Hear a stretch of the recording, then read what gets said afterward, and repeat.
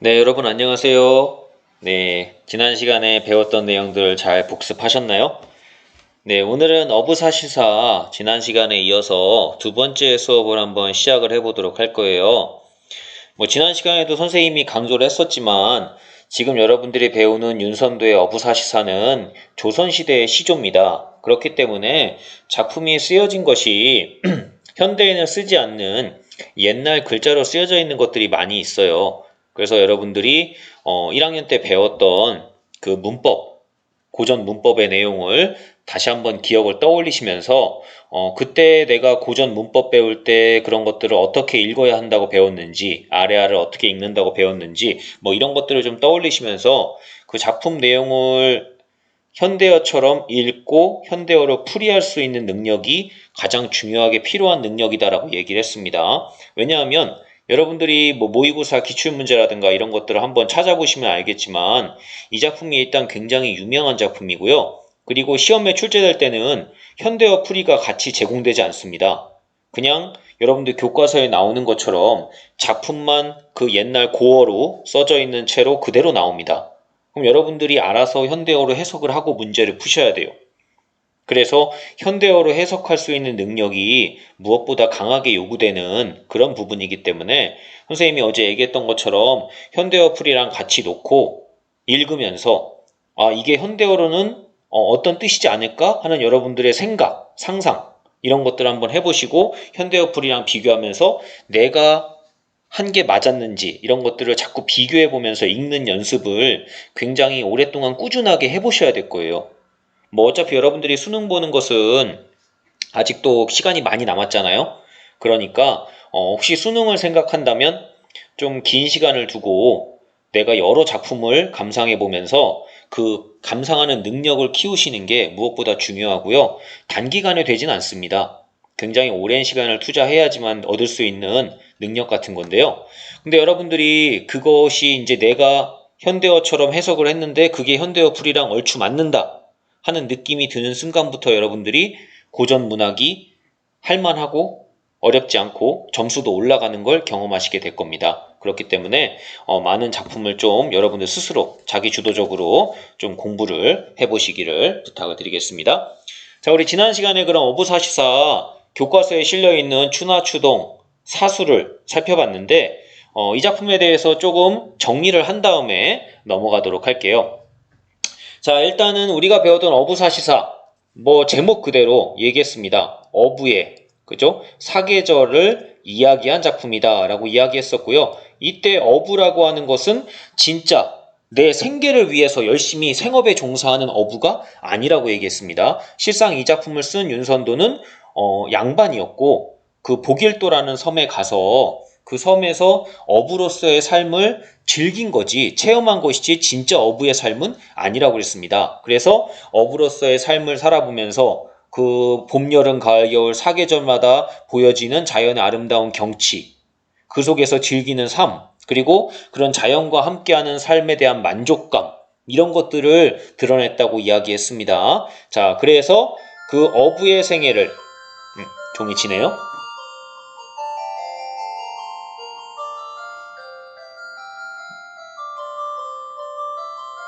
네, 여러분들이 등교가 언제 될지 알 수가 없습니다. 그죠?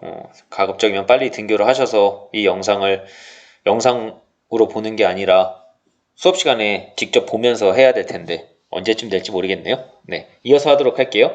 자, 어부의 생애를 사계절에 걸쳐서 이야기했다고 얘기했고요. 그래서 사계절이기 때문에 봄, 여름, 가을, 겨울, 추나, 추동 4개, 그리고 각각 각 계절마다 몇 개씩 10수씩 작품을 썼다. 그래서 총 몇 개로 되어 있는 총 40개로 되어 있는 연시조다라고 지난 시간에 설명을 했습니다. 그래서 밑에 보시면 작품 개관에 이 작품은 연시조 총 몇 개로 되어 있다? 40개로 되어 있다 라고 하는 설명을 하고 있고요.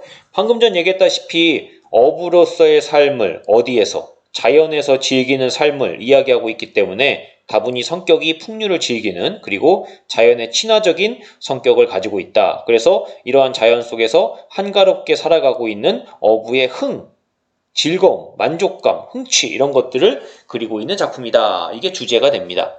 그래서 여러분들이 지난 시간에 총 40수가 되기 때문에 이 40개를 전부 다 살펴볼 수는 없고 교과서에는 대표적인 부분들이 각 계절별로 하나씩만 뽑혀 있습니다. 그래서 춘사 1, 하사 2, 추사 2, 동사 4 이렇게 하나씩 뽑혀 있는데 여러분들이 각각 살펴보면서 도대체 무슨 얘기를 하고 있고 그 다음에 어떤 얘기를 하는 것이 어떤 형식에 담겨 있는가 하는 것들을 좀 지난 시간 살펴봤습니다. 그래서 우리가 살펴봤을 때 선생님이 이 작품에서 굉장히 중요한 형식적인 특징이 뭐가 있느냐? 바로 여음구라고 얘기했습니다. 여음구가 두 군데 있었죠. 두 군데 어디 있냐면은 초장과 중장 사이에 그리고 중장과 종장 사이에 그렇게 줄로 따지면 두 번째 줄과 어디에 있다? 네 번째 줄에 여음구가 있다. 라고 선생님이 설명을 했습니다. 그래서 두 번째 줄에는 무슨 내용이 나오느냐?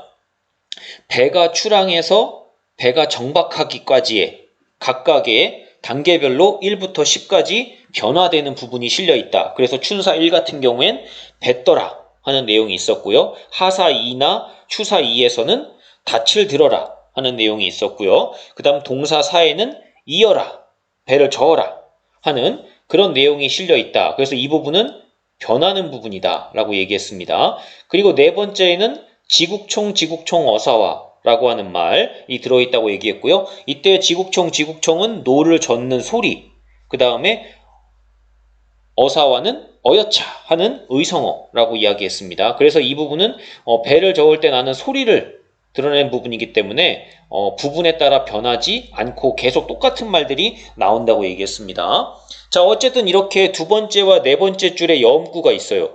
자, 두 번째와 네 번째 줄에 이렇게 여음구가 있다 보니까 이러한 여음구들이 작품의 흥을 돋우는 역할을 하죠. 그러면서 동시에 실제로 배를 띄워서 노를 젓는 것 같은 느낌, 사실감, 생생감 이런 것들을 더해준다고 얘기했습니다. 자, 그리고 바로 이렇게 배가 출항해서 정박하기까지의 과정이 이 두 번째 여음구의 차례대로 제시가 된다는 것이 바로 뭘 의미하느냐? 이 작품이 시간의 흐름에 따라 시상이 전개되고 있다는 걸 의미를 합니다. 자, 더불어 선생님이 아까 얘기했던 봄, 여름, 가을, 겨울, 사계절, 추나 추동 이것도 역시 뭘 의미한다?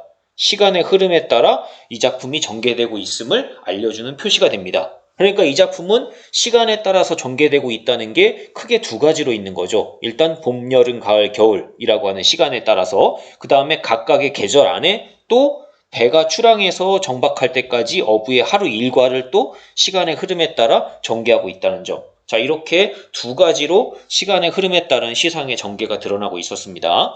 자, 그 다음에 작품 안에 또 세부적으로 들어가 보면 다양한 표현 방법이 쓰였었는데요. 대꾸법 같은 거. 우리가 춘사 같은 경우에 앞에 포구에 안개 걷고 뒷산에 해가 비친다. 자, 이렇게 하는 부분들 다 대꾸법이 쓰인 부분이죠. 앞에는 뭐가, 뒤에는 뭐가 이렇게 두 개의 구가 서로 대꾸는 말 그대로 구가 대응한다는 뜻입니다. 그래서 두 개의 구가 서로 대응을 이루고 있다라고 하는 이런 대꾸의 방법이 쓰이고 있다는 것들. 그 다음에 은유법이 쓰인 부분들, 은유법은 동사 같은 데 있었죠. 동사 부분에 보시면 앞에는 만경유리, 뒤에는 천처복산 이런 부분들. 만경유리가 원래는 이제 유리를 지금 단어의 뜻 그대로는 만이랑이나 되는 유리라는 뜻이지만 이건 진짜 유리를 가리키는 게 아니라 그 유리처럼 맑은 바다를 빗댄 표현이다 라고 배웠죠. 그래서 이런 것들이 은유법에 해당이 된다는 거, 이런 것들. 그 다음에 반복법도 쓰이고 있습니다. 일단 기본적으로 이런 여음구 같은데 뱉더라 하는 이런 말들 다 반복되는 부분들이죠. 자, 이렇게 반복되는 말들이 쓸어가서 다양한 표현 방법이 사용됨으로써 작품의 내용을 좀 더 풍성하게 만들어주고 있다 하는 것들이 이 작품의 특징이 됩니다.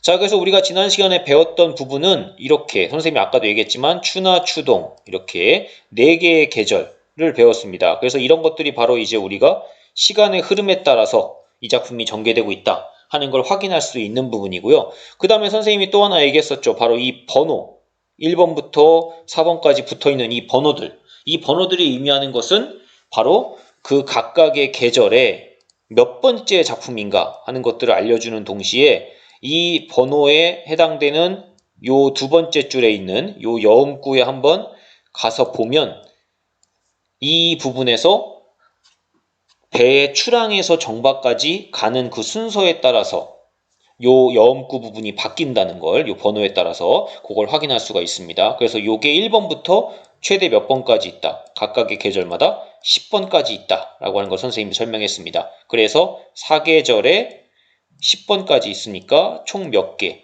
40수로 되어 있는 작품이다 라고 하는 걸 다시 한번 강조를 하고요. 자, 그 다음에 춘사 1 같은 경우에는 여러분들이 지난 시간 살펴본 내용을 교과서는 28쪽과 29쪽에 있습니다. 교과서를 같이 보시면서 도대체 춘사에서는 무슨 내용을 얘기했고 하사는, 추사는, 동사는 무슨 얘기를 했는지 좀 정리해 보시면 좋을 것 같아요. 교과서를 같이 보시면서 여러분은 보세요.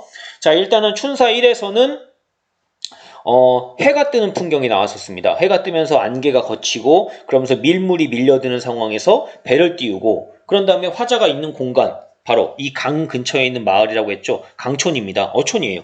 자, 이 강가에 있는 마을에 다 갔더니 거기에 온갖 꽃들이 쫙 그 빛이 비치는 가운데 굉장히 좋구나라고 얘기하는 그런 내용이었습니다. 그래서 작품의 내용이 강촌에서의 봄의 풍경에 대해서 이야기하는 그런 내용을 말했었다라고 하는 걸 확인할 수 있고요.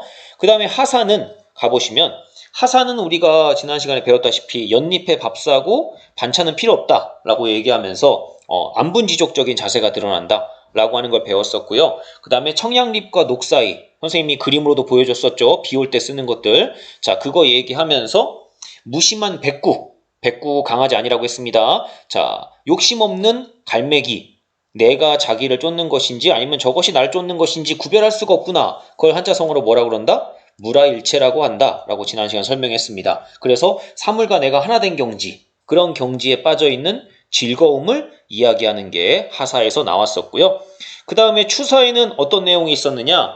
가을이 됐죠. 그래서 물고기마다 살쪄 있다고 했습니다. 그래서 굉장히 풍성한 계절. 그래서 그곳에서 실컷 놀자라는 얘기를 하고 있었습니다. 그러면서 실컷 놀다 보니 든 생각이 뭐냐?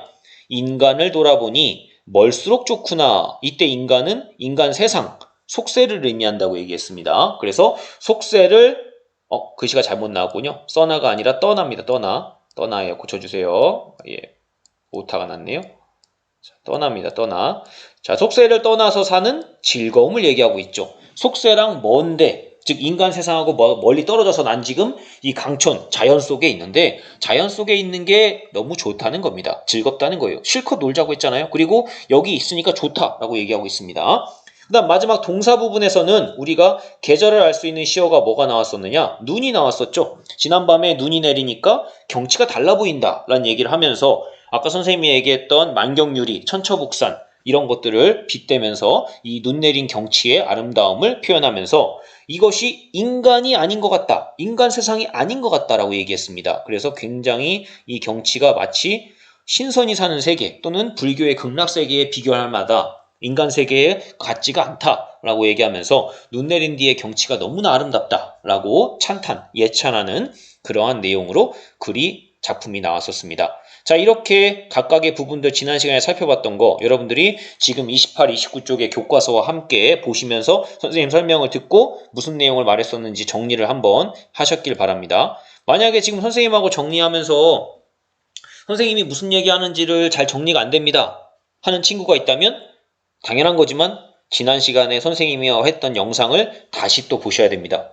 뭔가가 지금 제대로 이해가 안 되신 거예요. 그렇죠? 그래서 다시 한번 보시면서 정리를 꼭 다시 한번 했으면 좋겠고요. 선생님이 지금 학습지를 중심으로 정리를 하고 있습니다. 여러분들에게 강의를 하고 있는데 여러분들은 교과서를 꼭 같이 놓고 정리를 하셔야 돼요. 그래서 공부하실 때 선생님이 팁 같은 거 하나 더 준다면 학습지에 기록이 돼 있다고 여러분들이 그냥 눈으로만 공부하지 마시고 선생님하고 수업하는 게 끝난 다음에 여러분들이 학습지에 적혀 있는 내용을 교과서에 한번 옮겨 적는 그런 공부를 한번 해보세요. 그래서 학습지에 적혀 있는 걸 교과서로 옮겨 적어 보면서 그러면서 공부가 굉장히 많이 될 수 있거든요. 눈으로만 하는 공부는 절대 공부가 되지 않습니다. 공부는 꼭 오감을 다 동원해서 하시는 게 좋아요. 그러니까 말로도 입으로도 해보고 귀로도 듣고 눈으로도 보고 손으로도 써보고 이러면서 공부를 하셔야 되는데 학교에서는 막 입으로 떠들고 그러면 옆에 친구한테 방해가 되고 막 그러잖아요. 그러니까 여러분들이 공부할 때 주로 많이 쓰는 방법이 뭐냐? 필기하는 겁니다. 필기를 해보는 거예요. 그리고 지금은 여러분들이 집에 있으니까 떠들어도 상관없잖아요. 그러니까 입으로 막 떠들면서 필기도 하면서 이렇게 공부를 해보세요. 그러면 여러분들이 훨씬 더 내용 이해도 쉽고 기억도 잘 될 겁니다. 적극적으로 공부를 하세요. 그냥 눈으로만 보면, 혼자서 눈으로 보고 있으면 여러분들 분명히 뭐 하느냐? 눈이 감깁니다. 그리고 잠이 와요. 그리고 여러분들을 지금 선생님 지켜보는 사람이 없잖아요. 그러니까 아마 여러분들이 에이 뭐 그냥 잠깐 딴짓해도 모르겠지 뭐 이러고 나태해집니다. 선생님 말을 꼭 명심해 들으세요. 긴장을 하셔야 돼요. 그리고 오감을 동원하셔서 공부를 하시기 바라겠습니다. 자, 그럼 방금 전에 얘기했다시피 이것은 지금 춘하추동 사계절을 가지고 이야기한 작품이라고 얘기했습니다. 그럼 당연히 그 작품 안에는 계절을 드러내는 시어가 있겠죠. 시의 단어란 뜻입니다. 이 작품 속 안에 시어가 계절을 드러내고 있다는 거예요. 그럼 춘사에선 아까 선생님 얘기했죠. 바로 봄의 풍경, 온갖 꽃들 나왔었죠. 온갖 꽃. 자, 온갖 고지라고 나옵니다. 온갖 고지. 자, 옛날 단어로 따지면 옛날에는 이거를 우리가 이제 곶이라고 썼죠. 옛날에는. 현대어는 꽃입니다. 자, 그 다음에 여름에는 연잎이라든가 청양잎이라든가 녹사이라든가 이런 것들 다 비 올 때 쓰는 것들, 뭐 이제 여름에 볼 수 있는 풀, 나뭇잎, 잎사귀 같은 거죠. 밥 사 먹는. 그 다음에 추사는 가을이죠. 가을. 가을이라고 직접 얘기했습니다. 그러면서 살찐, 고기들이 살쪄 있다 이렇게 얘기했었죠. 그 다음에 동사에는 겨울에 뭐가 있었나요? 눈이 내렸다. 그 다음에 천처복산 이런 것들이 나왔었죠. 자, 이렇게 여러분들이 겨울이라는 계절을 드러내는 시어까지 살펴봤습니다. 자, 이렇게 여러분들이 작품 내용을 한번 쭉 정리를 해봤어요. 머릿속에 잘들 정리가 되었기를 좀 바라겠습니다. 조금 정리가 부족하다 싶은 친구들 아까도 얘기했지만 지난 시간 강의를 다시 한번 보시고 작품 정리를 확실하게 하신 다음에 넘어가길 바라겠습니다. 여러분들이 공부를 좀 꾸준하게 해주셔야 정리가 된다는 거. 그 다음에 넘어가서 선생님이 지난 시간 얘기했을 겁니다. 이건 총 40수로 되어 있는 작품인데 교과서에는 딱 4부분밖에 안 나와 있다. 4수밖에 안 나와 있어서 여러분들 나중에 시험 볼 때는 40개 중에 부분이 나오는데 여러분들 교과서에서 4개만 봤다고 나중에 시험에서 그것만 가지고 될 거라고 생각하면 오산이다 라고 이야기했습니다. 그래서 어부사시사에서 조금 추가적으로 몇 부분을 더 봐야 된다 라고 이야기를 했는데요. 선생님이 그래서 추나 추동 각각 좀 여러분들이 몇 개 더 봤으면 하는 부분을 좀 뽑아왔습니다. 이 뽑은 거는 좀 40개나 되기 때문에 전체를 다 보면 제일 좋겠지만 시간도 부족하고 그러다 보니까 몇 개 꼽았는데 이 뽑은 부분들은 좀 다른 교과서에도 실려 있거나 아니면 기존의 모의고사 문제로 좀 출제가 됐거나 한 부분들 위주로 선생님이 조금 추려서 뽑아봤습니다. 특히나 선생님이 여기 지금 5개를 오수를 더 가져왔거든요. 오수를 더 가져왔는데 좀 여러분들이 그래도 그 중에서 좀 더 봤으면 하는 부분이 있습니다. 어디냐 하면은 좀 표시를 해볼게요. 일단은 기본적으로 여러분들이 조금 더 주의를 기울여서 봤으면 하는 부분이 어디냐. 일단은 여기 춘사사 이거 굉장히 유명합니다. 이 춘사사는요. 다른 교과서도 많이 실려있고 실제로 모의고사 기출에도 굉장히 많이 됐던 부분이에요. 그래서 춘사사는 여러분들이 꼭 좀 봤으면 좋겠고요. 그 다음에 요 하사삼도 자주는 아니지만 가끔 모의고사에 출제가 되는 부분입니다. 그래서 요 여름에 하사삼도 좀 봐주셨으면 좋겠고 그 다음에 동사에서 또 굉장히 유명하게 잘 나오는 부분이 동사 8입니다. 이 동사 8도 굉장히 자주 나오는 시험에 출제되는 부분이에요. 그래서 이 부분도 여러분들이 꼭 좀 유념해서 봤으면 좋겠습니다. 나머지 추사 7이나 그 다음에 동사 10 같은 경우에는 뭐 지금 선생님이 표시한 부분만큼 잘 나오는 부분은 아니에요. 그래도 추나 동 중에서 좀 더 본다면 하는 생각으로 몇 개 더 뽑아봤거든요. 그래서 이렇게 5개 정도 여러분들이 조금 더 봐주시고요. 이렇게 본 다음에 그 다음에 이제는 어떻게 하시면 되느냐. 이 여러분이 봤던 부분 안에서 만약에 시험 문제다든가 모의고사에서 출제가 되면 선생님하고 공부했던 내용을 떠올리시면서 문제를 푸시면 돼요. 근데 만약에 어부사시사가 시험에 나왔다 또는 모의고사에 나왔다. 근데 내가 선생님하고 배웠던 부분이 아닌 부분이 나왔다. 그럼 이제 어떻게 하시면 되느냐? 그 부분을 여러분들이 지금 학습한 거에다가 하나씩 더 더하면서 준비하시면 돼요. 그러면 나중에 여러분들이 수능 시험장에 갔을 때에는 아마 충분히 여러분들이 봤던 부분 안에서 작품이 나올 겁니다. 그렇기 때문에 뭐 벌써부터 선생님 40개나 되는데 이렇게 봤어도 안 봤던 부분에서 나오면 어떡하죠? 이런 걱정하실 필요 없습니다. 준비해 가시면 돼요. 차분차분히. 자, 그러면은 자주 나오는 부분이죠. 일단 춘사 4부터 한번 보겠습니다. 자, 누누이 얘기하지만 이 부분을 보고 뭐랑 연결 짓는 게 현대어 풀이랑 연결 짓는 게 굉장히 중요하다 하는 얘기를 했습니다. 자, 우는 것이 뻐꾸기가 푸른 것이 버들숲인가 자, 끊어보시면 돼요. 이렇게 우는 것이 뻐꾸기인가, 푸른 것이 버들숲인가. 일단 딱 보시면 알겠지만 전형적인 사음보의 형태를 갖추고 있다는 거. 그 다음에 구로 봤을 때도 두 개의 구가 서로 대응을 이루고 있죠. 그래서 두 개의 구로 이루어져 있으면서 대꾸법이 쓰이고 있다라는 것들을 여러분들이 확인하실 수가 있죠. 표현법으로. 자, 그러면서 내용 현대어풀이로 보시면 우는 것이 뻐꾸기인가, 푸른 것이 버들숲인가. 그럼 여기 뻐꾸기가 울고 버드나무 숲이 푸르게 무거워져 있다. 바로 어떠한 계절을 드러내주는 시어들이 되겠습니까?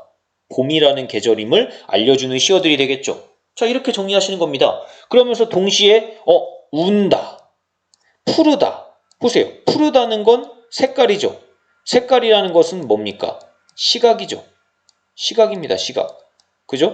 자, 운다. 우는 것은 우리의 귀에 들리죠. 귀에 들린다는 것은 뭡니까? 청각이죠. 그래서 지금 이 부분은 시각과 청각이라고 하는 두 개의 이미지를, 두 개의 감각적인 이미지를 사용해서 표현하는 것이 특징입니다. 라고 말할 수도 있는 겁니다. 선생님이 지금 얘기하는 것들이요. 이 춘사 4가 예전에 시험 문제 나왔을 때 이 작품의 특징을 물어보는 문제에서 나왔던 것들이에요.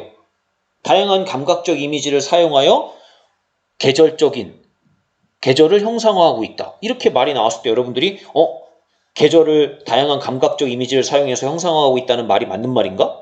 딱 가보시면 바로 여기에 시각과 청각이라고 하는 두 개의 다양한 감각적 이미지를 사용해서 봄이라고 하는 계절을 형상화하고 있는 게 맞잖아요. 그럼 그거 맞는 얘기입니다. 자, 이렇게 여러분들이 문제를 풀 수 있겠냐는 겁니다. 그 말을 이해하려면 바로 이렇게 내용을 살피면서 여기서 어떤 표현법이 쓰였는지를 분석하는 게 필요하다는 거죠. 이런 것들 하셔야 돼요. 그 다음에 네 번째니까 우리 앞에서 동사 4 배웠잖아요. 거기도 이어라였죠. 여기도 이어라가 나오죠. 똑같습니다. 왜냐? 번호가 4번이니까. 4번이니까 똑같은 내용이 들어가 있는 거예요. 노를 저으란 얘기죠. 노 저어라. 그러면서 화자가 있는 공간 어촌입니다. 어촌의 두어 집이 내 속에 이 안개 속에 뭐한다? 들락날락한다. 보였다 안 보였다 하는구나. 이겁니다. 그러면서 노를 계속 적고 있죠. 지국정 어사와 이 부분은 안 바뀌는 부분이라고 했습니다. 찌그덩 어여차 이렇게 노를 적어 나아가죠. 자, 그러니까 맑은 깊은 연못입니다. 연못에 온갖 고기가 뛰어노는구나. 자, 여기서도 또 하나의 표현상의 특징이 나오는데요. 뭐냐면요. 어초는 지금 내가 바라보는 이 마을의 풍경이죠. 그 마을 전체를 바라보는 겁니다. 마을 전체가 안개 속에서 보였다 안 보였다 하는구나. 자, 이렇게 화자가 보다가 지금 여기를 보세요. 맑은 깊은 연못을 바라봅니다. 연못에 고기들이 뛰어논다. 자, 그럼 이렇게 화자의 시선이 어떻게 이동하고 있는가? 화자의 시선 이동을 한번 보셔야 돼요. 화자의 시선이 어떻게 이동하고 있는가를 가만히 보시면 이거는 화자가 어촌을 어디서 바라본 거냐? 멀리서 바라본 거예요. 멀리서 바라보는 걸 우리가 뭐라고 얘기하느냐? 원경이라고 얘기합니다. 그러니까 멀리서 경치를 바라본다. 이걸 원경이라고 그래요. 근데 지금 연못에 온갖 고기가 뛰어논다? 이거는 가까이에 있는 연못을 본 거예요. 왜냐하면 연못 속 안에 물고기가 돌아다니는 걸 보려면 여러분들이 한번 생각해 보세요. 물속에 물고기가 막 왔다 갔다 하는 거를 뛰어노는 걸 보려면 이렇게 연못을 가만히 가까이서 들여다봐야 되겠죠. 그래서 가까이서 들여다본다. 그걸 뭐라고 그러느냐? 근경이라고 합니다. 근경. 글씨 쓰기가 힘드네요. 이것도. 자, 그러면은 지금 화자의 시선이 어떻게 이동하고 있느냐? 원경에서 근경으로 이동하고 있다. 자, 이것도 그때 모의고사에 나왔던 문제입니다. 원경에서 근경으로 화자의 시선이 이동하며 작품이 서술되고 있다. 이렇게 만약에 문제에 나왔으면 그 말은 맞는 말일까요? 틀린 말일까요? 맞는 말이죠. 왜냐하면 어촌을 멀리서 이렇게 바라보는 원경에서 가까이에 있는 연못을 바라보는 근경으로 화자의 시선이 이동하며 작품이 서술되고 있는 게 맞잖아요. 그게 맞는 얘기입니다. 자, 이렇게 문제는 여러분들이 주어졌을 때 그것이 작품 안에서 실제로 그렇게 드러나는 게 맞는 말인가 틀린 말인가 이걸 찾는 게 중요합니다. 바로 그리고 이런 것들이 시험 문제에 나왔었어요. 그러니까 여러분들이 이 작품을 정리하시면서 선생님이 지금 얘기했던 것들을 잘 좀 떠올려 보시고 그 다음에 여기에다가 몇 가지 더 추가한다면 우리가 이미 배웠던 이런 여음구 있죠. 이런 것들이 몇 개 더 섞여가지고 문제로 나오는 거예요. 문제가 나온 겁니다. 잘 하실 수 있겠죠? 만약에 공부하시고 조금 더 궁금하시면 요건 기출문제를 검색해 보시면 인터넷으로 많이 나와 있으니까 그 기출문제 한번 찾아서 한번 보시기 바라겠습니다. 그 다음에 하사 가보겠습니다. 하사인데 자 3번이 나왔죠. 3번이 나왔습니다. 우리가 3번은 지금까지 한 번도 본 적이 없습니다. 그죠? 본 적이 없어요. 자, 본 적이 없지만 여기 보시면 알겠지만 요 부분이 돛 다르라고 나와 있죠. 돛을 달아라 이렇게 나옵니다. 자, 첫 번째 우리가 두 번째에서 뭐라고 배웠느냐? 닻을 들어라라고 나왔죠. 근데 여기는 돛을 달아라 라고 나옵니다. 그래가지고 조금씩 변화가 되고 있는 걸 확인할 수가 있습니다. 여기 부분은 바뀐다 안 바뀐다. 여기 부분은 안 바뀐다라고 하는 걸 다시 한번 강조합니다.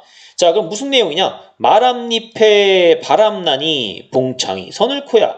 말암잎이 뭔가요, 선생님? 마름잎입니다. 자, 이 마름이라고 하는 건 우리가 여름에 볼 수 있는 연못 있죠. 여름에 연못에 가면은 피어있는 잎사귀, 잎입니다. 풀이에요.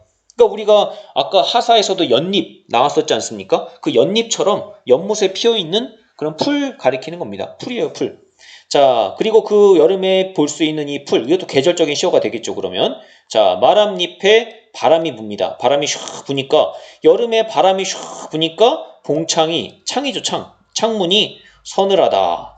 여름에 여러분들 날씨가 엄청 더운데 바람이 슉 불면 어떻습니까? 굉장히 좀 시원하고 한 느낌을 받을 수가 있죠. 그래서 바람이 부니까 서늘하다라고 얘기하는 겁니다. 그러면서 여기 계절을 아예 직접 얘기하고 있죠. 여름. 이게 여름입니다. 여름에 바람이 경할소냐? 일정하겠냐? 아니라는 겁니다. 여름의 바람은 어떤 성질을 가지고 있다? 자기 멋대로 하는 겁니다. 여름의 바람은 세게 불 때도 있고 약하게 불 때도 있고 어떻게 불지 알 수가 없다는 거예요. 그런데 이 화자는 뭐라고 얘기하고 있습니까? 그냥 가는 대로 배를 시켜라. 즉 가는 대로 배를 그냥 맡겨두라고 하고 있습니다. 그냥 냅두라는 거예요. 가는 대로 억지로 통제하려고 하지 말고 그냥 바람이 부는 대로 그냥 배를 맡겨두고 이렇게 그냥 시간을 보내고 있죠. 자, 이걸 우리가 한자성어로 표현한다면 뭐라고 할 수 있느냐? 유유자적이라고 할 수 있는 겁니다. 그냥 바람 부는 대로 그대로 맡겨둔 채로 그냥 시간을 보내고 있는 겁니다. 풍류를 즐기고 있는 거죠. 그러면서 어디로 가도 상관없다는 거예요. 왜냐? 북쪽으로 가던가 남쪽으로 가던가 어디가 안 좋겠냐 이렇게 나오죠. 그러니까 어디를 가도 다 좋기 때문에 그냥 바람 부는 대로 맡겨두자라고 이야기를 하고 있는 겁니다. 되셨나요? 여기 어디 아니 좋을소냐? 어디를 간들 좋지 않겠는가? 이 부분 의문형으로 끝나고 있지만 여러분도 보시면 알겠지만 이건 진짜 묻고 있는 게 아니죠. 어딜 간들 좋지 않겠습니까?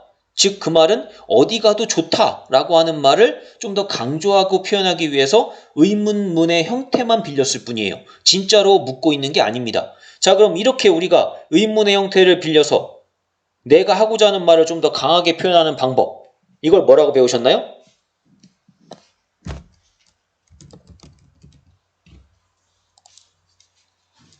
네, 이걸 서리법이라고 배우셨죠? 자, 이게 서리법입니다. 의문의 형태를 취하고 있지만 진짜로 묻고 있는 게 아니라 내가 말하고자 하는 말을 좀 더 강하게 표현하기 위해서 사용한 방법. 이게 서리법입니다. 자, 그래서 이렇게 다양한 표현법들이 쓰이고 있다는 거 하나씩 찾아가시면서 여러분이 읽으시면 돼요. 자, 그 다음에 추사 7이 있습니다. 역시 똑같이 선생님이 지금까지 위에서 했던 것처럼 이렇게 현대어 풀이랑 연결져 가시면서 읽는 게 좀 필요하십니다. 흰 이슬 비꼈는데 밝은 달이 돋아오는구나. 배를 세워라. 7번째. 처음 보는 거죠? 배를 뭐 하래요? 세우라고 하고 있습니다. 배 세워라 이제. 왜냐하면 이제 거의 10에 가까워졌죠. 그러니까 이제 슬슬 배를 뭐 해야 됩니까? 정박하는 과정으로 나아가야 되겠죠. 그러니까 이제는 배가 슬슬 서야 됩니다. 그래서 배 세운다는 내용이 나오고 있고요. 자, 봉황루가 나옵니다. 자, 봉황루는 원래 옥황상제가 산다고 하는 곳에 있는 궁궐이라고 이제 얘기를 많이 하는데 보통은 임금이 사는 궁궐을 빗대는 표현으로도 많이 씁니다. 그래서 이 봉황루를 임금이 사는 궁궐로 얘기하고 있고요. 궁궐이 묘연하다, 한자어죠. 묘연하다는 건 아득히 멀다 라는 뜻입니다. 아득히 머니 청광을 누구를 주고 청광 맑은 빛을 누구를 주겠는가? 즉 그 얘기는 이 화자는 이 청광을 주고 싶은 거예요. 누구를 주고 싶은 거냐? 이 봉황루에 사는 분, 즉 누구겠습니까? 임금이겠죠. 임금님께 주고 싶은 겁니다. 그러니까 임금님에게 이 청광 맑은 빛을 줘서 임금님이 이 맑은 빛을 받으셔가지고 좀 세상을 밝게 빛나게끔 하게끔 만들고 싶은데 문제는 지금 궁궐이 너무나 뭐하다고요? 멀어서 줄 수가 없다는 겁니다. 줄 수가 없는 거예요. 자, 그래서 어떻게 한대요? 그 다음 또 옥토. 옥토는 달나라의 옥토끼. 그죠? 그 옥토끼가 찢는 약, 그 약을 호객, 누굽니까? 임금께 먹이고 싶구나. 지금 보시면 알겠지만 이 부분은 청광을 임금님께 주고 싶은데 드릴 수가 없네. 이 옥토끼가 찌은 약을 임금님께 먹이고 싶어요. 그래서 이 추사는 특징이 뭐냐 하면은 누구에 대한 얘기가 나옵니까? 임금에 대한 얘기가 나옵니다. 그래서 임금님에게 무언가를 해드리고 싶다 하는 얘기들이 나오고 있죠. 그래서 선생님이 이 추사를 뽑아온 겁니다. 이 추사는 다른 부분하고 약간 특징이 있어요. 다른 부분들은 대부분 다 자연 속에서 사는 즐거움, 뭐 이런 것들을 얘기하고 있는데 이 추사는 지금 무슨 얘기를 하고 있느냐? 임금님께 무언가 좋은 것들을 드리고 싶다라고 하는 신하로서, 양반으로서의 자세가 나오고 있단 말이에요. 이게 어부사시사잖아요. 어부로서의 생애를 이야기하니까 자연 속에서 어부로서의 즐거운 삶을 이야기하는 그런 내용으로 가득 차 있을 것 같지만 선생님이 아까도 얘기했다시피 이 작품의 어부는 진짜 어부가 아닙니다. 원래는 양반이에요. 양반이 자연에 가서 어부의 삶을 그냥 체험하는 것 뿐입니다. 그렇기 때문에 작품의 중간에 이제 양반으로서의 자세가 나오는 거죠. 어부로서의 삶을 즐기고 있지만 난 양반이고 신하니까 누구를 생각 안 할 수가 없다. 임금을 생각 안 할 수가 없다는 거예요. 그래서 이렇게 중간에 임금님께 뭔가 좋은 것들을 드리고 싶다는 그런 얘기들이 섞여 있는 거죠. 그래서 우리가 이런 것들을 임금을 생각하는 마음, 그래서 우리가 한자로 뭐라고 그러냐? 연군이라고 하고요. 이런 임금을 생각하는 마음을 뭐라고 그러느냐? 연군지정이라고 합니다. 임금을 사모하는, 임금을 생각하는 마음. 이거. 자, 이런 것들이 드러나는 부분이 특징이기 때문에 이 추사 7도 선생님이 한번 같이 보시라고 여기다 같이 넣어놨습니다. 한번 살펴보시고요. 자, 그 다음에 동사 8, 이것도 굉장히 자주 출제되는 부분이라고 얘기했습니다. 자, 보시면 물가에 외로운 솔은 소나무입니다. 소나무, 혼자 어이 씩씩한 곳, 혼자 서 있는데 굉장히 뭐하다는 거예요? 씩씩하게 서 있다는 겁니다. 자, 물가에 외롭게 서 있지만 그 외롭게 서 있는 그 소나무는 굉장히 씩씩하게 서 있다. 마치 이런 것들이 이제 이 자연 속에 혼자 들어와 있는 나의 모습에 빗댈만 하죠. 나도 혼자 이렇게 자연 속에 들어와 있지만 씩씩하게 서 있다는 거죠. 그러면서 지금 여기 나옵니다. 그 자연 속에 머흔 구름, 먹구름이죠. 먹구름이 막 불어오고요. 그 다음에 파랑성은 파도 소리입니다. 근데 중요한 건 이런 거예요. 보통 우리가 시에서 먹구름이라든가 파도 소리 이런 것들 좀 들었을 때 좀 안 좋은 것들이라고 생각하기 쉬운데요. 이 글의 화자는 뭐라고 얘기하느냐? 먹구름을 뭐라고 얘기하고 있습니까? 원망하지 말라고 얘기하고 있습니다. 그리고 파랑성을 싫어하지 말라고 얘기하고 있어요. 이게 특징입니다. 자, 이걸 잘 보시고요. 이것들이 나쁜 것들이라고 생각하시면 안 돼요. 이 동사 8이 시험에 나왔을 때 굉장히 이 시험 문제에서 자주 지적하는 것 중에 하나가 이겁니다. 먹구름이나 파도 소리는 화자에게 있어서는 부정적인 대상이다. 싫어하는 대상이다. 피하고 싶은 대상이다. 뭐 이렇게 말이 나왔을 때 여러분들이 그거를 그렇지 먹구름이니까 파도 소리 뭐 싫겠지 시끄러우니까 이렇게 문제 푸시면 절대 안 됩니다. 이거는 지금 선생님이 여기 네모칸에 표시한 것처럼 원망하지 말라고 얘기하고 있고요. 싫어하지 말라고 얘기하고 있습니다. 왜 그러냐? 바로 다 무슨 특징을 가지고 있기 때문에 인간 세상을 가려주고 속세의 시끄러운 소리를 막아주기 때문에 즉 화자에게 있어서 이 먹구름과 파도 소리는요 긍정적인 대상이에요. 화자에게 있어서는 긍정적인 대상입니다. 이걸 여러분들이 부정적인 대상이라고 생각해서 잘못 문제를 푸시는 경우들이 많아요. 근데 왜 그렇게 틀리느냐? 이 현대어 풀이가 제공이 안 돼서 틀리는 경우가 많아요. 왜냐? 이 현대어 풀이가 제공이 안 되면요. 여러분도 한번 생각해 보세요. 여기. 요 한티마라가 원망하지 말란 뜻이고요. 염티마라가 싫어하지 말란 뜻입니다. 근데 요 단어를 보고 이런 뜻이라고 하는 걸 여러분들이 딱 맞춰서 해석하기가 굉장히 좀 뭐하다. 어렵다는 거죠. 이렇게 연결해서 해석하기가. 즉 현대어 풀이가 제대로 안 되면 이렇게 현대어 풀이하는 게 제대로 안 되면 이 문제 풀기가 어렵다는 거죠. 이해하셨나요? 이해하셨습니까? 그래서 선생님이 자꾸 얘기하는 겁니다. 현대어 풀이를 잘 능숙하게 할 수 있게끔 연습을 좀 많이 하시라는 거, 몇 번씩이나 선생님이 강조를 하겠습니다. 그래서 이 시의 화자는 인간 세상, 속세와의 거리감을 두고 싶어 한다는 거, 그리고 바로 이런 먹구름과 파도 소리는 그런 인간 세상을 막아주는 역할을 하기 때문에 화자에게는 긍정적인 대상이 된다 하는 것들을 좀 잘 보시면 좋겠습니다. 그러면서 동시에 우리가 아까 여기 위에서 봤던 이 부분, 우는 것, 푸른 것, 이 부분하고 똑같은 시의 표현이 여기도 드러나고 있습니다. 바로 뭡니까? 어떤 게 나온 거예요? 파랑성은 파도의 소리잖아요. 소리니까 뭡니까? 청각적인 이미지죠, 그쵸? 하지만 여기 나오는 물가에 서 있는, 그리고 먹구름, 이런 것들은 다 뭐겠습니까? 시각적인 이미지겠죠? 그러니까 이 작품도 역시 똑같이 뭐가 나옵니까? 시각적인 이미지와 청각적인 이미지를 사용해서, 즉 다양한 감각적 이미지를 사용해서 작품을 서술하고 있는 부분이다 라고도 말할 수가 있겠죠.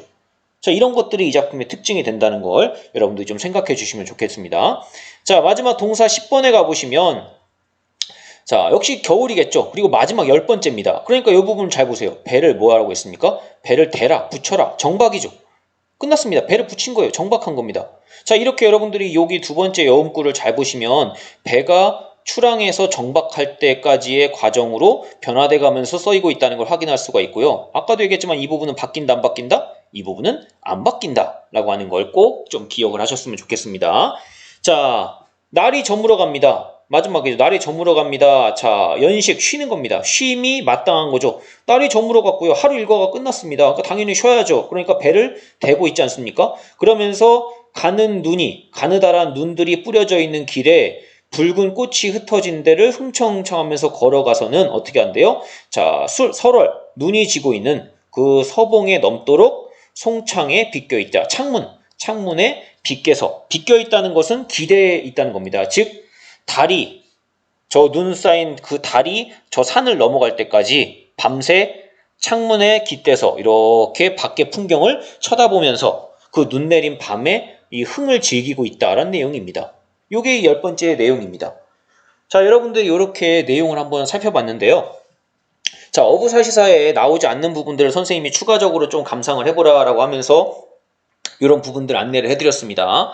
다시 한번 꼼꼼하게 읽어보시고 어떤 내용들이 좀 더 추가적으로 있는가 하는 것들 정리하시고요. 아까 얘기했지만 선생님이 지금 찾은 부분이 다가 또 아니라고 했습니다. 여기에 선생님이 찾지 않았지만 또 봐야 되는 부분들이 생길 수가 있어요. 그건 여러분들이 계속 추가해 가시면서 공부를 해나가시면 나중에 수능에 혹시 이 작품이 나왔다 할지라도 여러분들이 봤던 부분 안에서 나올 가능성이 상당히 높다라고 하는 걸 다시 한번 얘기를 해드리겠습니다. 자, 그러면 선생님이 지난 시간 여러분들한테 교과서 30쪽부터 32쪽까지 있는 교과서의 문학활동, 학습활동이죠. 자, 이걸 한번 여러분들이 꼭 풀어보라고 이야기를 했었는데요. 자, 여러분들이 잘 푸셨는지 모르겠습니다. 선생님하고 같이 강의를 하면서 정답을 한번 맞춰보도록 할게요. 자, 일단 첫 번째 활동입니다. 어부사시사.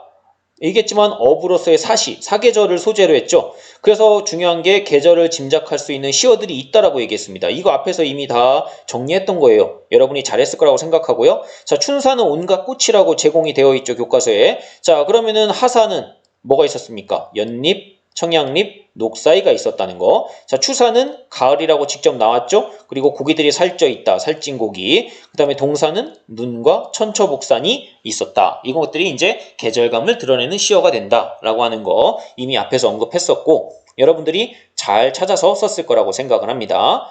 자, 그럼 바로 2번으로 넘어가도록 할게요.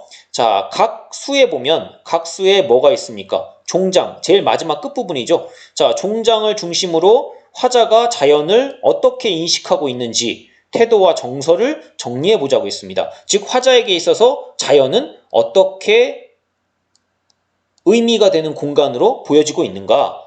자, 춘사는 끝부분이 이렇게 끝났습니다. 강촌의 온갖 꽃이 먼 빛으로 보니 더욱 좋구나. 자, 봄 풍경이 아름답고 굉장히 뭐하고 있다. 좋다. 만족스러워하고 있죠. 그럼 하사 보세요. 끝부분. 무심은 선생님이 지난 시간에 얘기했다시피 욕심 없다. 무욕과 통한다고 했습니다. 백구, 갈매기예요. 내 쫓는가 제 쫓는가, 내가 자기를 쫓는 것인지 아니면 저것이 나를 쫓는 것인지 구별이 안 된다. 이걸 선생님이 뭐라고 얘기했습니까? 바로 무라일체라고 얘기했죠. 자, 그러면서 욕심 없이 바로 뭡니까? 소박하게, 즉 자연 속에서 소박하게 살며 무라일체의 즐거움을 느끼고 있다라고 하는 거. 자, 그 다음 추사.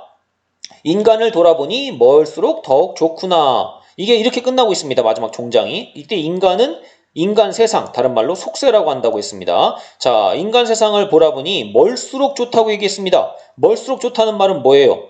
떠나서, 멀리 떠나서 어디에 가서, 자연 속에 가서 한가롭게 지내는 것이 훨씬 뭐하다, 만족스럽다 하는 얘기를 하는 것이다라는 거 기억을 해주시면 좋겠고요. 잘 안 보이시나요? 지워드릴게요. 여러분이 선생님하고 수업을 하면서 정리를 하셔야 되니까. 그 다음에 동사 가보겠습니다. 선계인가 불계인가, 인간이 아니로다. 인간 세상이 아닌 것 같구나. 어디가? 바로 이 겨울에 보여지는 풍경이, 이 겨울 풍경이 너무나 뭐하다, 예쁘다, 아름답다, 감탄하고 있는 거죠. 마치 어디에 비교할 만큼, 신선이 사는 세계, 불교의 극락세계에 비교할 만큼, 그만큼 아름답다. 즉 신선이 사는 세계, 불교의 극락세계, 바로 어디를 벗어난, 속세를 초월한 세계인 것처럼 보여지는 겨울 풍경이 너무나 아름답다라고 감탄하고 있습니다. 자, 이렇게 정리를 하시고요. 선생님이 따로 필기할 시간을 주진 않을 거예요. 그러니까 여러분들이 필기를 하실 거면 잠깐 영상을 멈추시고 필기하신 다음에 다시 영상을 보시면 됩니다. 자, 그 다음 이어서, 그럼 이렇게 2번에서 우리가 각 종장 부분에서 화자가 자연을 대하는 태도가 어떤지를 정리했잖아요. 결국 이 시의 화자가 추구하는 삶의 모습은 뭘까? 바로 자연 속에 살고 싶어 하는 거죠. 자연과 하나 돼서 자연 속에 살고 싶어 하는 거예요. 어디를 벗어나서? 속세를 벗어나서. 그 자연 속에서 한가롭고 소박하게 살아가는 삶을 원하고 있다. 이게 시적 화자가 추구하는 삶의 모습이다 라고 말할 수가 있겠죠. 자, 정리되셨나요? 이렇게 정리를 하시고요. 그 다음에 넘어가서 학습활동 2번을 가보겠습니다. 자, 방금 전에 우리가 내용 정리를 했죠. 그럼 이제 우리가 중요한 것 또 하나, 형식이 있다고 했지 않습니까? 이 작품은 시조라고 했습니다. 자, 시조의 형식을 가지고 한번 해보자는 거예요. 자, 일단은 이 작품이 일반적인 시조하고는 뭐가 다를까? 선생님이 일반적인 시조랑 굉장히 다른 차이점 뭐라고 했습니까? 가장 큰 차이점, 여음구가 있다는 게 가장 큰 차이점이다 라고 이야기했었죠. 요거. 그 다음에 일반적인 시조는 기본적으로 뭘 가리키느냐? 일반적인 시조는 평시조를 가리킵니다.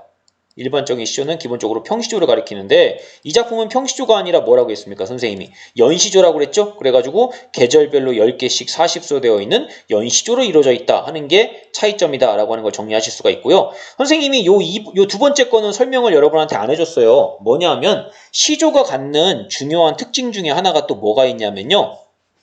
시조에 이렇게 세 줄이 있죠. 초장, 중장, 종장이 있지 않습니까? 그럼 이 종장 있죠. 종장의 요 처음, 여기 처음 시작하는 요 부분이 있죠. 요 부분이 시조는 다 몇 글자로 시작해야 되느냐? 세 글자로 시작해야 됩니다. 세 글자로 시작해서 바뀌지 않아야 돼요. 뭐 선생님이 예를 들면 아마 여러분도 들어봤을 겁니다. 정몽주의 단심가 같은 거. 한번 선생님이 예를 들면 이 몸이 죽고 죽어 100번 고쳐주고 백골이 진토되어 넋이라도 잃고 없고 임향한 세 글자도 임향한 일편단심이야 가실 줄이 있으랴. 자, 이렇게 사음보로 되어 있는 작품인데 요 처음에 세 글자 바뀝니까 안 바뀝니까? 안 바뀌죠. 처음에가 세 글자로 돼야 돼요. 근데 지금 여러분들이 아마 이 작품 배우시면서 좀 눈여겨보시면 알겠지만 세 글자가 아닌 경우들이 있습니다. 예를 들면 춘사일 같은 경우에도 마지막 끝에 보면은 강촌 이러면서 끝나버리죠. 보이십니까? 그렇게. 자, 그래서 세 글자가 아닌 경우가 있다는 거. 이런 것들이 이제 일반적인 시조랑 차이점인 부분이다 라고 우리가 정리해 볼 수가 있습니다. 자, 그 중에 가장 큰 차이점은 이거예요. 여음구. 자, 그래서 우리가 여음구를 한번 여기서 정리해 보자 라고 했습니다. 그래서 초장과 중장 사이에도 여음구가 있고요. 중장과 종장 사이에도 여음구가 있습니다. 자, 여기에는 여음구가 1 같은 경우에는 뱉더라. 자, 2 같은 경우에는 닫들어라. 그 다음에 4 같은 경우에는 이어라. 이런 식으로 쭉 이렇게 내려간다고 얘기했습니다. 바로 뭐에 따라서? 배의 출항에서 정박까지에 따라서 흐름이 아주 질서정연하게 쫙 보여주고 있어서 작품이 쫙 하나로 뭐 되는, 연결되는 느낌을 준다는 거. 하지만 이 부분, 지국청 어사와 찌그덩 어여차하는 이 부분, 의성어한 부분, 이 부분은 바뀐다 안 바뀐다? 이 부분은 안 바뀐다고 얘기했습니다. 그냥 노를 젓는 소리를 표현한 부분이에요. 그럼 이 부분이 갖는 효과는 뭐냐? 사실감을 준다는 점. 그리고 흥을 돋군다는 점, 그 다음에 평시조가 가지고 있는 단조로운 흐름에 뭘 준다? 변화를 준다는 점. 그래서 분위기를 살리는 그런 효과를 거두고 있다 하는 것들 여러분들이 좀 눈여겨보시기 바라겠습니다. 자, 이렇게 지워줄게요. 좀 필기하기 편하게. 자, 이렇게 여러분들이 정리를 해보시면 좋고요. 자, 그래서 결과적으로 이 어부사시사에 대해서 여기 정리되어 있는 글을 보시면요. 어부사시사는 일반적인 시조의 형식을 가지고 있지만 여음구를 사용한다는 점이 특징이다. 초장과 중장 사이에는 출항에서 정박까지의 과정을 보여주는 여음구가 들어가 있고요. 그래서 계절마다 뭐하다고요? 다르게 나타난다는 점.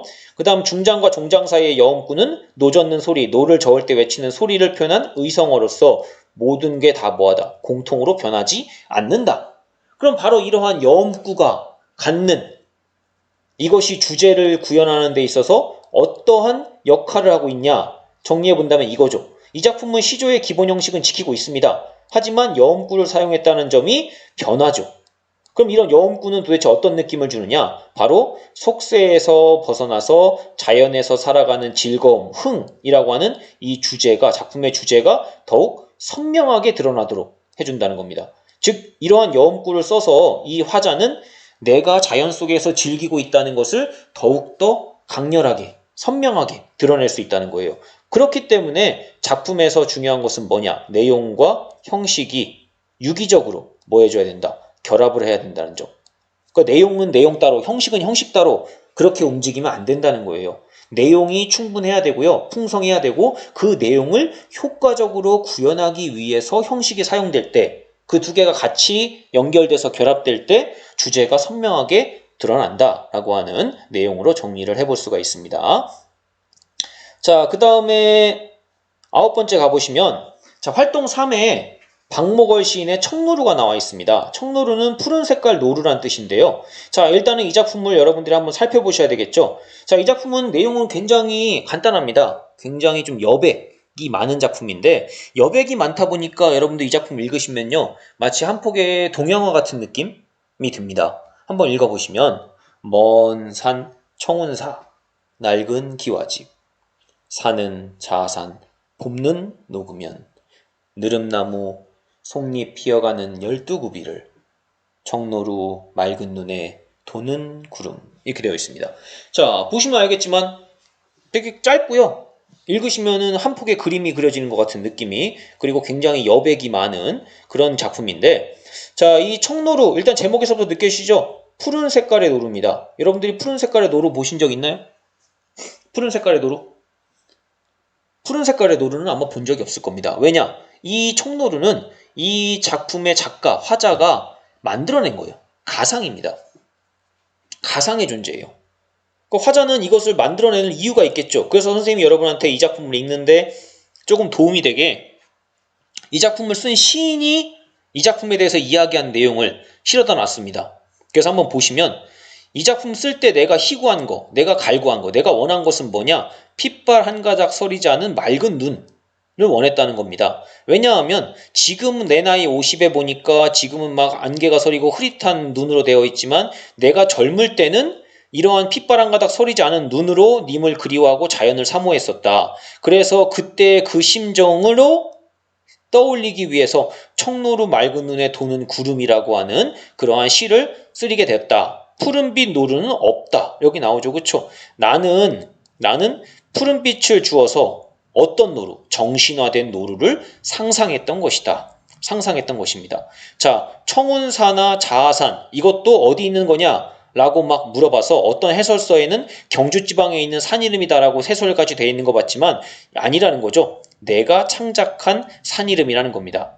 나대로의 내 마음속의 지도를 가지고 그렸다는 겁니다. 즉 이 작품에 나오는 공간이나 청노루는 다 화자가 가상으로 만들어낸 것들이에요. 그 만들어내서 이 공간을 화자가 구성해낸 거죠. 환상적인 공간을 만들어낸 겁니다.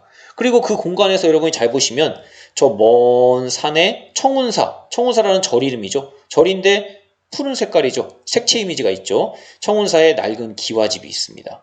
그리고 산은 무슨 산이에요? 자아산입니다. 이때 자자는 보랏빛 안개가 끼어있는 산입니다. 그럼 보세요. 벌써 색채 이미지 대비가 아주 강렬하지 않습니까? 푸른 색깔의 그 구름이 쌓여져 있는 청운사의 자, 여기 보라색 안개가 있는 이런 산에 봄눈이 녹고 있습니다. 봄이 되어 있어요. 그래서 봄이 됐으니까 생명체가 소생하겠죠? 그래서 느릅나무의 속에 잎이 피어가고 있는 12굽이. 저 산의 12굽이마다 다 나뭇잎들이 푸르게 올라오고 있습니다. 그거를 화자가 눈으로 시선을 이동하면서 쫙 쳐다보고 있어요. 자, 그 12굽이를 청노루의 맑은 눈에 도는 구름 구했습니다. 자, 이게 굉장히 표현법이 독특한데요.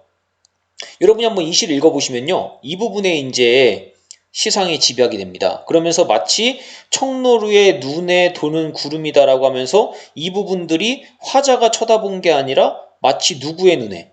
청노루의 눈에 비친 풍경을 이야기하는 것처럼 작품이 표현되는 그러한 표현상의 특징을 가지고 있어요. 그래서 그 청노루가 가지고 있는 이 맑은 눈에 보여지는 이 봄이 온 절과 산의 풍경이 쫙 보여주고 있다는 거. 이렇게 그러면서 화자의 시선 이동을 잘 보시면요. 화자는 먼 산 청운사의 기아집을 보다가 산을 보다가 산에서 느릅나무를 보다가 어디로 옵니까? 청노루의 눈에 비친 구름으로 오고 있죠. 이렇게 이동하고 있습니다. 이게 아까 우리가 앞에서 봤던 어디에서 어디로 먼 것을 바라보는 데서 뭘 바라보는 것으로 가까운 것을 원경에서 경이 아니죠. 먼 데서 뭘 바라보는 가까운 것을 바라보는 것으로 이동이 되고 있다라고 하는 걸 여러분이 특징으로 찾을 수가 있습니다. 그래서 밑에 보시면 여기 원경에서 근경으로 시선이 이동하고 있다 하는 점이 이 작품의 특징이고요. 또한 동시에 산이라든가 이런 것들은 정적인 이미지죠. 즉 움직이지 않는 것들입니다. 하지만 노루, 도는 구름, 돌고 있다 이런 것들은 어떤 동적인 이미지가 느껴지고 있죠. 자, 그래서 정적인 이미지와 동적인 이미지가 두 가지가 함께 쓰여서 작품이 언급되고 있다라고 하는 것도 이 작품의 특징이 될 수가 있다는 걸 여러분들이 조금 정리해 두시면 좋을 것 같아요. 자, 이렇게 그 다음에 시행을 짧게 배열했다. 보시면 굉장히 시가 짧죠. 그러면서 명사로 시가 끝나고 있다. 명사로 시가 끝나고 있다는 거, 이것도 특징이 된다 하는 것들 여러분들이 보시면 좋겠습니다. 자, 그럼 이렇게 정리하신 다음에 이 작품을 가지고 우리가 이제 풀어야 되는 문제가 뭐냐? 내용과 형식의 연관성을 한번 보자라고 했는데요. 밑에 보시면 알겠지만 이 작품은 원경에서 근경으로의 시선 이동에 따라서 쓰여졌다는 점, 시적 화자는 먼 산의 청운사를 보다가 노루의 눈에 비친 구름으로 시상이 집중되고 있다는 점, 그래서 순수하고 맑은 느낌의 시어를 쓰고 있다는 점, 그래서 뭔가 속세를 벗어난 듯한 탈속적인 자연의 풍경을 그리고 있다는 점. 자, 이렇게 보시면 시상 전개 방식, 이런 형식적인 요소 같은 것들은 내용과 유기적으로 뭐에 있다? 결합해 있다 라고 하는 걸 확인할 수 있다는 겁니다. 자, 그래서 이 작품 이런 것도 특징이에요. 먼 산, 청운사, 낡은 기와집. 사은 보죠? 산은 자산, 봄눈 녹으면 이렇게. 하지만 갑자기 여기서 느릅나무, 속잎, 피어가는 12구비를 갑자기 1~3으로 바뀌죠. 그러면서 여기서 빠르게 읽었다가 갑자기 뒤에 와서는 청노루, 맑은 눈에 도는 구름. 천천히 읽게 되죠. 그래서 보시면 알겠지만 천천히 읽다가 갑자기 빨라졌다가 다시 느려지는, 그러면서 이 느려지는 이 부분에 바로 화자의 시상이 집약돼 있다 라고 말할 수 있다는 겁니다. 이렇게 줄을 어떻게 길이를 배치하냐에 따라서 느리게 읽는 부분에 화자가 집중시켜야 될 부분을 넣는 효과를 거두고 있다는 것도 내용과 형식의 연관성으로 선생님이 언급할 만하다라고 정리하면서 이제 마치도록 하겠습니다. 자, 이렇게 어부사시사 긴 내용이었지만 수업을 잘 들어주셔서 감사하고요. 다음 시간에는 우리 또 다른 작품이죠. 소설가 구보씨의 일일로 또 만나도록 하겠습니다. 네, 수업 듣느라 고생하셨습니다.